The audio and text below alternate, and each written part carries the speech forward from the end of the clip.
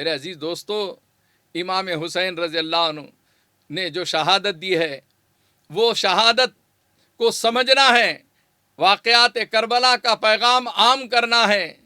اور اس زمانے کے اندر آپ یہ دیکھیے کہ پھر وہی وقت آ گیا ہے کہ پھر سر اٹھا کے چلنے لگے وقت کے یزید، پھر سر اٹھا کے چلنے لگے وقت کے یزید۔ دنیا کو آج پھر ہے ضرورت حسین کی، دنیا کو آج پھر ہے ضرورت حسین کی۔ حسینی کردار پیدا کرو، حسینی جذبہ پیدا کرو۔ امام حسین رضی اللہ عنہ نے جو مشن چھوڑ کر گئے ہیں اس کو اپنانے کی کوشش کرو۔ یہ شہادت گہے الفت میں قدم رکھنا ہے، یہ شہادت گہے الفت میں قدم رکھنا ہے۔ لوگ آسان سمجھتے ہیں مسلمان ہونا آسان نہیں ہے۔ شہادت اللہ تعالیٰ کو مطلوب اور مقصود ہے۔ دین کی سربلندی کے لیے بڑی سے بڑی قربانیاں دینے کے لیے ہمیں تیار ہونا ہے، اور اس کی تیاری جو ہے قرآن پاک نے بھی ایک طرف یہ فرمایا، یا ایھا الذین آمنوا قوا انفسکم واہلیکم نارا،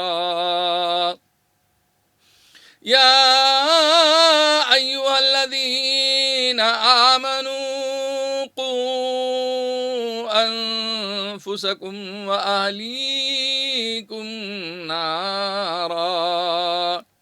اے ایمان والو، اپنے آپ کو اور اپنے اہل و عیال کو جہنم کی آگ سے بچاؤ۔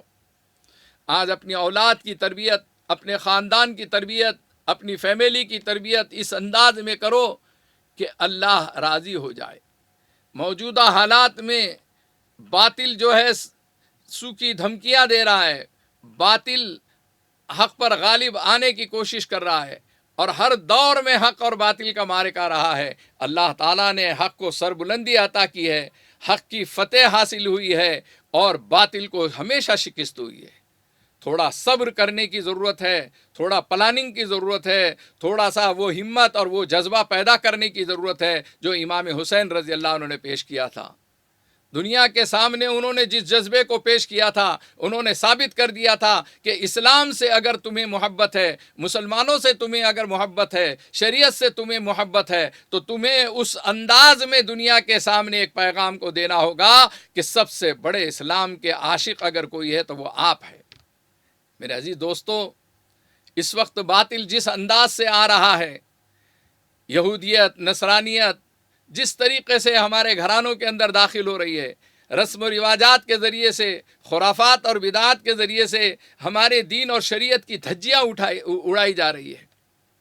آقا مدینہ سرکار دو عالم محمد رسول اللہ صلی اللہ علیہ وسلم کی سنتوں کا جنازہ نکالا جا رہا ہے۔ آپ صلی اللہ علیہ وسلم کے فرمان کے خلاف ایسی بغاوت کی جا رہی ہے کہ سر شرم سے جھک جاتا ہے۔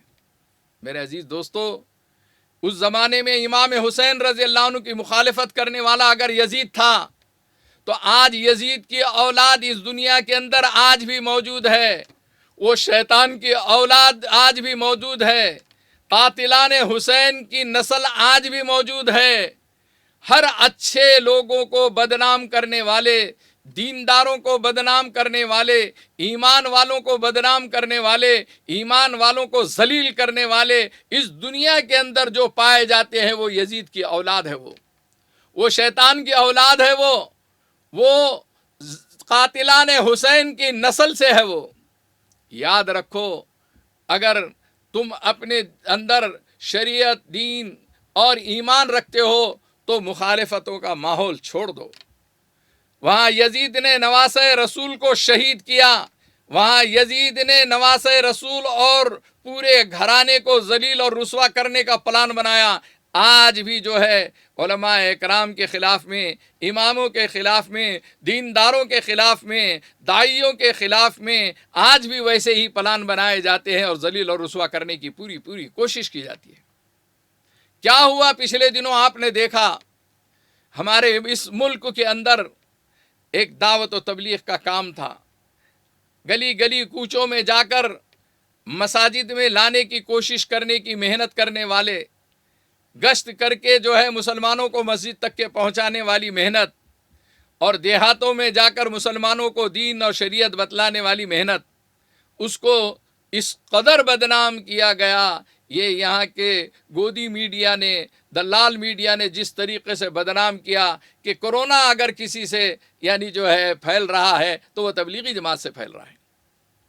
اس قدر ظلم کیا گیا. جہاں جیسی ٹی وی چینل شروع کرو یہ بکواس کرتے تھے، بے بنیاد الزامات لگایا کرتے تھے، اور انہوں نے پلان بنا کر ان سے جتنا ہو سکا ذلیل اور رسوا کرنے کی، بدنام کرنے کی کوششیں کی، حتیٰ کہ جیل میں ڈالنے کی انہوں نے کوشش کی. جیسے اس زمانے کے اندر یزیدی جو ہے پلان بنا کر، اس زمانے کے اندر قاتلان حسین پلان بنا کر جس طریقے سے جو ہے قید و بند کی زندگیوں میں ان حق پسندوں کو ڈال دیا کرتے تھے، آج بھی وہی تماشا ان آنکھوں نے، ان گناہگار آنکھوں نے دیکھا ہے، آپ نے دیکھا ہے. لیکن حق حق ہوتا ہے، باطل باطل ہوتا ہے.